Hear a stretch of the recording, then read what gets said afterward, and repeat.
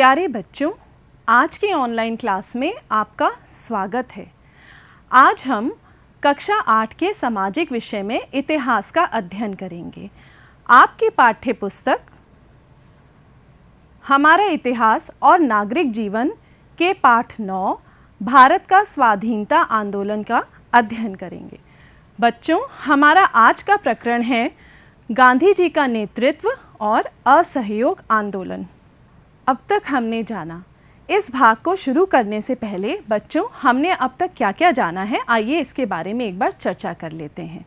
भारत में राष्ट्रवाद का उदय एवं विकास के विभिन्न कारण थे, जैसे भारत में राजनीतिक एकता के साथ साथ वैचारिक और भावात्मक एकता का भी विकास हुआ। तीव्र परिवहन, डाक एवं संचार व्यवस्था ने भिन्न भिन्न भागों में रहने वाले लोगों को एक सूत्र में बांध दिया। अंग्रेजी भाषा ने संपर्क भाषा की भूमिका निभाई और नए बुद्धिजीवी वर्ग का भी विकास हुआ। हमने जाना था कि 1885 में भारतीय राष्ट्रीय कांग्रेस की स्थापना एलन ऑक्टेवियन ह्यूम ने की, जिसका मुख्य लक्ष्य था भारतीयों में राष्ट्रीय भावना को विकसित करना और समस्त सामाजिक और राजनीतिक नेताओं को एक जगह पर लाकर उनके विचारों को अभिव्यक्त करना। कांग्रेस में दो विचारधाराएं थी, नरम दल और गरम दल।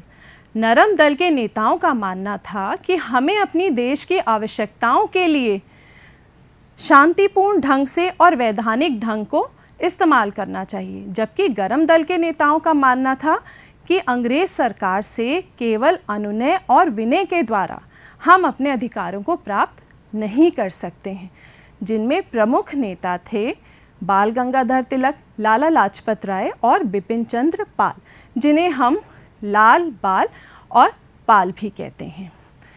इसके बाद बच्चों, हमने जाना था बंग भंग आंदोलन के बारे में। 1905 में लॉर्ड कर्जन ने बंगाल का विभाजन दो भागों में कर दिया था और जिसका कारण उन्होंने उत्तम प्रशासन बताया था, जबकि इसका वास्तविक कारण हिंदू और मुसलमानों में फूट डालना था। लोगों में रोष जागृत हो गया और उन्होंने विदेशी चीज़ों का बहिष्कार किया और स्वदेशी चीज़ों को अपनाया, जिसके तहत बहिष्कार और स्वदेशी आंदोलन की शुरुआत हुई। इसी के साथ बच्चों, कुछ देशभक्तों ने क्रांति का रास्ता अपनाकर अपने देश को आज़ाद कराने का प्रयत्न किया और इसके बारे में भी हमने विस्तार से चर्चा की थी।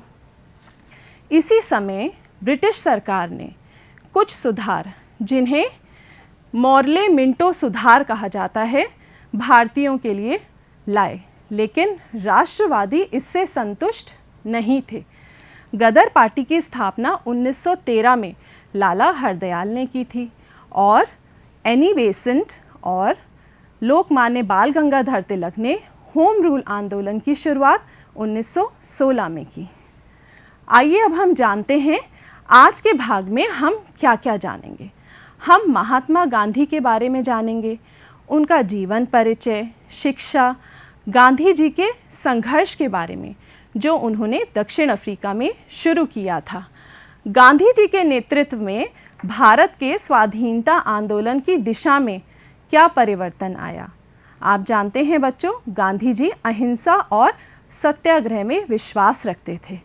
इनको उन्होंने स्वाधीनता आंदोलन में किस प्रकार प्रयोग किया। गांधी जी के सत्याग्रह करने के कार्यक्रम थे, उनके बारे में भी हम चर्चा करेंगे। जलियांवाला बाग हत्याकांड कब हुआ और कहाँ हुआ और इस हत्याकांड के क्या क्या परिणाम हुए, इनके बारे में भी हम विस्तार से चर्चा करेंगे। असहयोग आंदोलन, इस आंदोलन का प्रारंभ कब हुआ और इस आंदोलन की क्या गतिविधियां थीं, इनके बारे में हम जानेंगे। और असहयोग आंदोलन कब स्थगित हुआ बच्चों, इसके बारे में भी हम जानेंगे। चौरी चौरा कांड जो कि 1922 में हुआ था, इसके बारे में भी हम अध्ययन करेंगे। और इस भाग में हम गांधी जी के रचनात्मक कार्यों के बारे में भी विस्तार से चर्चा करेंगे। बच्चों, ये चित्र जो आप देख रहे हैं, ये महात्मा गांधी का चित्र है। यह हमारे राष्ट्रपिता हैं और इन्हें हम प्यार से बापू कहते हैं। आपको पता है गांधी जी का पूरा नाम? बच्चों, गांधी जी का पूरा नाम मोहनदास करमचंद गांधी था। इनका जन्म कहाँ पर हुआ था और कब हुआ था? 2 अक्टूबर 1869 पोरबंदर, गुजरात में गांधी जी का जन्म हुआ था। गांधी जी के पिताजी का नाम करमचंद गांधी और उनकी माता का नाम पुतलीबाई गांधी था। आइए अब हम दक्षिण अफ्रीका में महात्मा गांधी के बारे में चर्चा करते हैं। बच्चों, महात्मा गांधी ने अपनी वकालत की पढ़ाई इंग्लैंड में की और वकालत को उन्होंने दक्षिण अफ्रीका में उसके अंतर्गत कार्यरत थे। दक्षिण अफ्रीका में उन्होंने अनुभव किया कि गैर अंग्रेज़ों अर्थात भारतीयों के खिलाफ जो दुर्व्यवहार था उसको देखकर वो हैरान हुए और प्रथम बार दक्षिण अफ्रीका में महात्मा गांधी ने सत्याग्रह का आरंभ किया। आपके साथ गांधी जी के जीवन की एक घटना को मैं साझा करती हूँ। बच्चों, दक्षिण अफ्रीका में गांधी जी एक बार एक रेल के डिब्बे में यात्रा कर रहे थे और वे उस डिब्बे में चढ़ गए जो कि गोरे लोगों के लिए आरक्षित था। उनको इस बारे में पता नहीं था। इसी बीच एक गोरे अंग्रेज़ ने उन्हें उस डिब्बे से बाहर निकाल दिया और ये कहा, ये काला भारतीय इस डिब्बे में यात्रा करेगा। ऐसा कहकर उसने गांधी जी को डिब्बे से बाहर कर दिया। इस कटु अनुभव से गांधी जी के आत्मसम्मान को बहुत ठेस पहुंची और इस अनुभव ने बच्चों गांधी जी को प्रेरित किया कि वे अपने देश की गरिमा और उसके आत्मसम्मान के लिए अपने सभी देशवासियों को एकजुट करके अंग्रेज़ों से देश को आज़ाद करेंगे। दक्षिण अफ्रीका में संघर्ष के दौरान बच्चों नस्लीय अन्याय के खिलाफ, नस्लीय अन्याय से क्या तात्पर्य है? रंग भेदी, जो रंग के आधार पे जो भेदभाव होता है उसके खिलाफ गांधी जी ने 1906 में सत्याग्रह प्रारंभ किया था और बाद में इसी सत्याग्रह का उपयोग गांधी जी ने भारत के स्वाधीनता आंदोलन में भी किया था। आइए बच्चों, हम गांधी जी के नेतृत्व में प्रथम 3 सत्याग्रह के बारे में जानते हैं। 1915 में गांधी जी भारत वापस लौट आए थे। भारत में गांधी जी का प्रथम सत्याग्रह 1917 में बिहार के चंपारण जिले में हुआ था, जहां उन्होंने कृषकों को संघर्ष के लिए प्रेरित किया था, क्योंकि वहां पर दमनकारी बागान व्यवस्था थी जिसके अंतर्गत किसानों से जबरन नील की खेती कराई जाती थी। 1918 में गुजरात के खेड़ा ज़िले में सत्याग्रह आंदोलन चलाया कर वसूली के खिलाफ। 1918 में फिर अहमदाबाद में सूती कपड़ा कारखाने के मजदूरों के लिए उन्होंने आंदोलन चलाया। एक बार हम फिर से दोहरा लेते हैं बच्चों, गांधी जी के भारत में प्रथम 3 सत्याग्रह कौन कौन से थे? 1917 में बिहार के चंपारण ज़िले में, 1918 में गुजरात के खेड़ा ज़िले में और 1918 में अहमदाबाद के सूती वस्त्र कारखाने में काम करने वाले मजदूरों के लिए उन्होंने आंदोलन चलाया। गांधी जी का नेतृत्व। अब हम गांधी जी के नेतृत्व को स्वाधीनता आंदोलन में विस्तार से समझेंगे। बच्चों, जैसा कि हमने जाना, गांधी जी 1915 में भारत लौट आए थे और 1914 से प्रथम विश्व युद्ध चल रहा था। इसी दौरान गांधी जी के नेतृत्व में सभी भारतीयों ने अंग्रेज़ों की सहायता की। गांधी जी ने ये सोचा था कि प्रथम विश्व युद्ध के बाद अंग्रेज़ सरकार देश को आज़ाद कर देगी, परंतु ऐसा कुछ भी नहीं हुआ। प्रथम विश्व युद्ध के बाद अंग्रेज़ सरकार ने कांग्रेस और क्रांतिकारी की गतिविधियों को दबाने के लिए मार्च 1919 में रॉलेट एक्ट पास कर दिया। कब पास किया था बच्चों? मार्च 1919 में रॉलेट एक्ट पास किया था। इस एक्ट के अंतर्गत अंग्रेज़ सरकार किसी को भी बिना मुकदमे के कैद कर सकती थी। गांधी जी ने इसका विरोध किया और 1919 में सत्याग्रह आंदोलन आरंभ कर दिया। अहिंसा और सत्याग्रह, जैसा कि हमने पहले भी जाना कि गांधी जी अहिंसा और सत्याग्रह पे विश्वास करते थे। गांधी जी के नेतृत्व में स्वाधीनता आंदोलन की दिशा और तरीकों दोनों में बदलाव आया। सबसे पहले हम सत्याग्रह का अर्थ जानते हैं। सत्याग्रह दो शब्दों से मिलकर बना है, सत्य और आग्रह। सत्याग्रह का अर्थ है सत्य के प्रति आग्रह, अर्थात सत्य के लिए आग्रह करना। गांधी जी का मानना था कि अगर हमारी बात सत्य है तो बिना किसी ज़ोर ज़बरदस्ती या हिंसा का प्रयोग किए बिना हम अपने लक्ष्य को प्राप्त कर सकते हैं, और जिसके लिए हमें केवल सत्याग्रह करने की ज़रूरत है। उनका मानना था कि सत्याग्रह करने वाला व्यक्ति किसी भी कठिनाई का सामना करने के लिए हमेशा तत्पर रहता है। वह किसी भी संघर्ष के लिए, किसी भी अन्याय के खिलाफ अहिंसक संघर्ष के लिए तत्पर रहता है। और बच्चों, इसी के साथ गांधी जी ने सत्य और अहिंसा पे बहुत ज़्यादा जोर दिया और पूरे स्वाधीनता आंदोलन में इसका प्रयोग किया। उनका मानना था कि सत्य को हमेशा हमें अहिंसा और सत्याग्रह से प्राप्त करना चाहिए और हिंसा का प्रयोग कभी नहीं करना चाहिए। अहिंसा परमो धर्म। गांधी जी विश्वास करते थे अहिंसा परमो धर्म पे, अर्थात उनका मानना था कि अहिंसा ही सबसे बड़ा धर्म है और हमें अपने लक्ष्य अर्थात देश को आज़ाद कराने के लिए अहिंसा और सत्याग्रह का प्रयोग करना चाहिए। गांधी जी के सत्याग्रह के कार्यक्रम। हमने सत्याग्रह के अर्थ को जाना। अब सत्याग्रह आंदोलन के लिए गांधी जी ने कौन से दो कार्यक्रम प्रयोग किए? असहयोग और अवज्ञा। असहयोग का अर्थ है अन्याय करने वाले का सहयोग ना करना। उनका मानना था कि अगर अंग्रेज़ों को अपनी सरकार चलानी है तो वह स्वयं चलाएं। अवज्ञा का अर्थ था अनुचित लग रही बातों को ना मानना। गांधी जी कहते थे सरकार की जितनी बातें हमें अनुचित लग रही हैं उन्हें हमें स्वीकार नहीं करना है। इसी तरह गांधी जी ने राष्ट्रीय आंदोलन में अंग्रेज़ शासन से असहयोग और अवज्ञा का तरीका जोड़ा। बच्चों, लोगों की छोटी छोटी और ठोस दिक्कतों के लिए गांधी जी आंदोलन किया करते थे, जिसमें वह अंग्रेज़ों से मांग करते थे लगान कम करें, नमक पर कर हटाएं और जंगल में जो पाबंदियां लगी हैं उसको ख़त्म किया जाए। साथ ही साथ शराब की बिक्री पर भी रोक लगाई जाए, अर्थात शराब की दुकानें बंद की जाएं, क्योंकि अंग्रेज़ सरकार को इससे बहुत आय होती थी। धीरे धीरे हज़ारों लोग गांधी जी के सत्याग्रह आंदोलन में उनके साथ जुड़ते चले गए।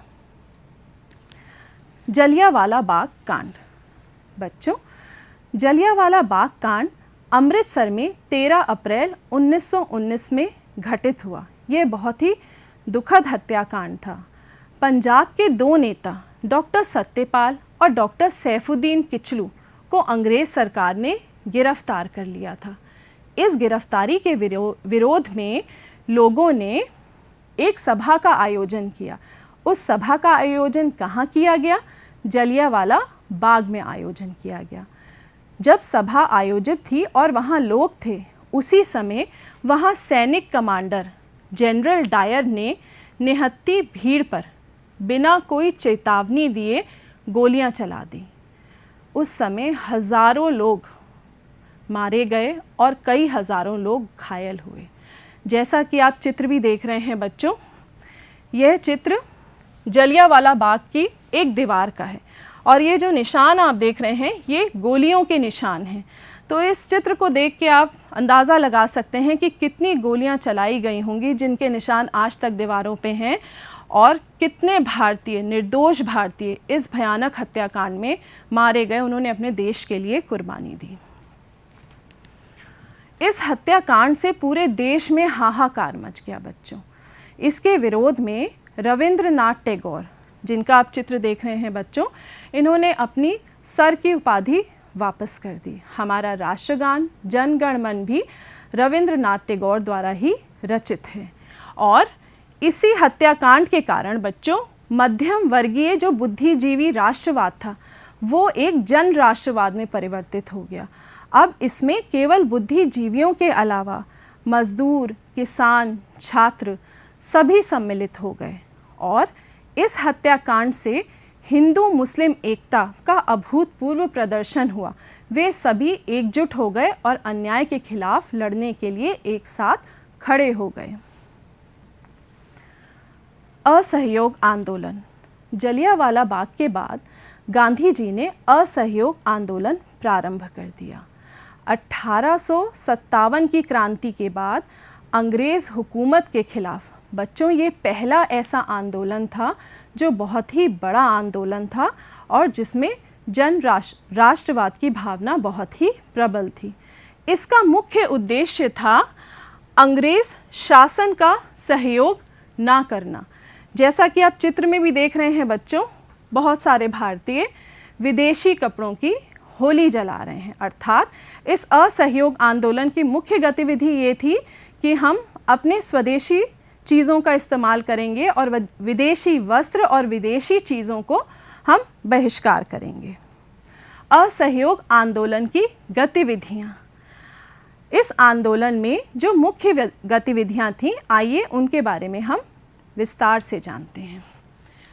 कई लोगों ने सरकारी पदों से इस्तीफ़ा दे दिया। जो लोग सरकारी नौकरी कर रहे थे उन्होंने अपने पदों से इस्तीफ़ा दे दिया। अनेक छात्र स्वदेशी स्कूलों में भर्ती होने लगे और इसी के साथ साथ अंग्रेज़ी कपड़े और शराब की दुकानों पर धरने दिए गए।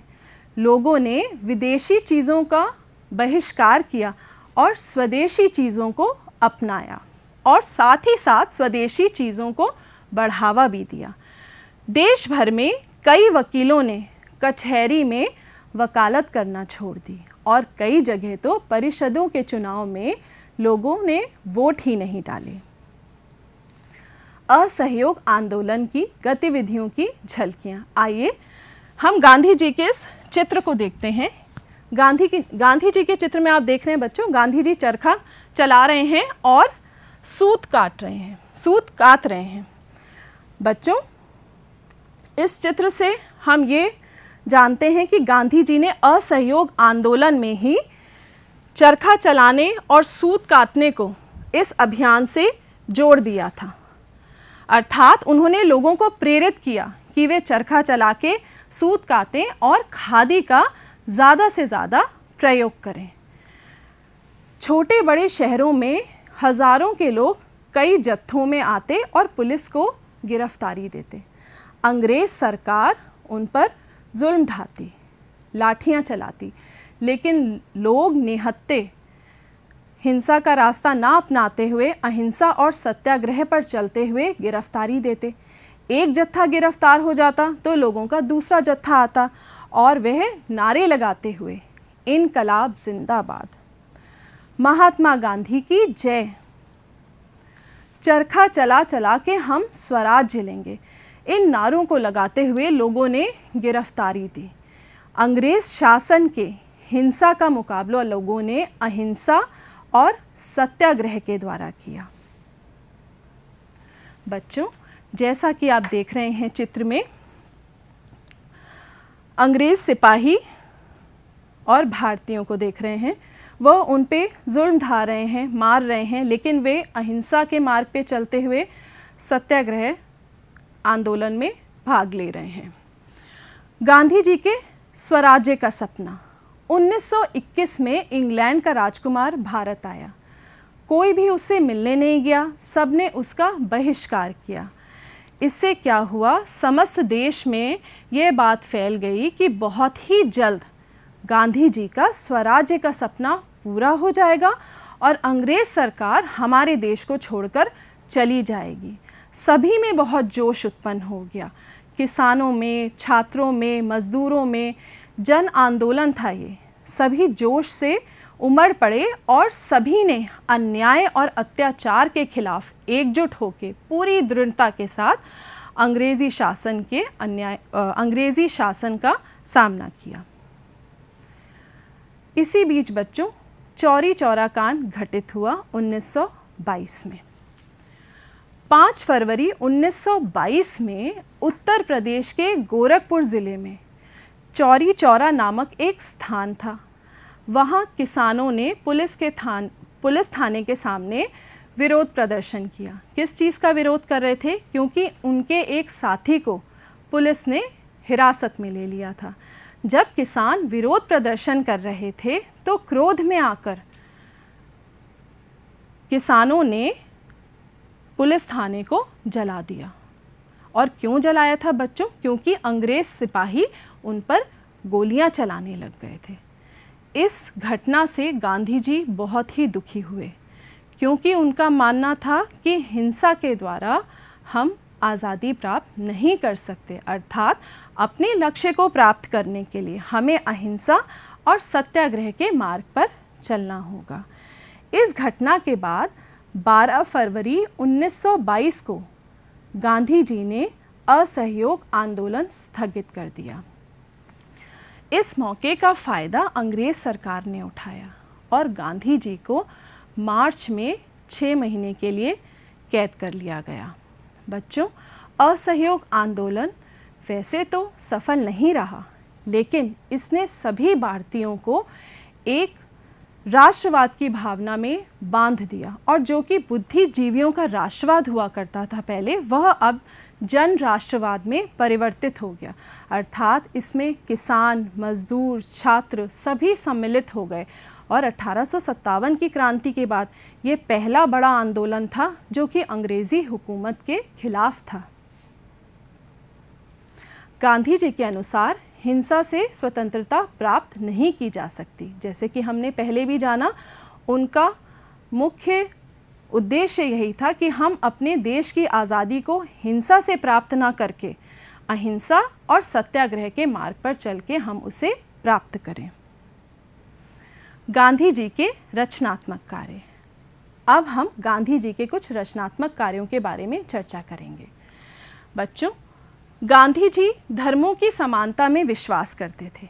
जैसा कि हमने पहले भी जाना कि दक्षिण अफ्रीका में जो गांधी जी ने कटु अनुभव किया, उन्होंने सबसे पहले ये महसूस किया कि भारतीय धर्म, जाति, भाषा और संप्रदाय के नाम पे बहुत भागों में बटे हुए हैं। तो सबसे पहले उन्हें एक सूत्र में बांधना है और राष्ट्र की भावना उनमें उत्पन्न करनी है, राष्ट्रवाद को दृढ़ करना है। इसलिए वे धर्मों की समानता में भी विश्वास करते थे। वे कहते थे सभी धर्म समान हैं। उन्होंने अस्पृश्यता से हम समझते हैं छुआछूत को दूर करने की दिशा में काम किया। उन्होंने छुआछूत को अपने देश में कम करने के लिए, अर्थात दूर करने के लिए इस क्षेत्र में भी काम किया। गांधी जी का मानना था कि गांव में विकास हो। जब तक गांव में विकास नहीं होगा बच्चों, देश में प्रगति संभव नहीं है। अगर हम चाहते हैं कि हमारे देश में प्रगति हो तो हमें अपने गांव में विकास करना है। और उसके लिए क्या करना है? गांधी जी कहते थे लघु उद्योग, गांव में लघु उद्योग स्थापित करने हैं। जब हम गांव में लघु उद्योग स्थापित करेंगे तो वहाँ के लोग आत्मनिर्भर बनेंगे और उसी के साथ साथ हमारा देश स्वावलंबी बनेगा।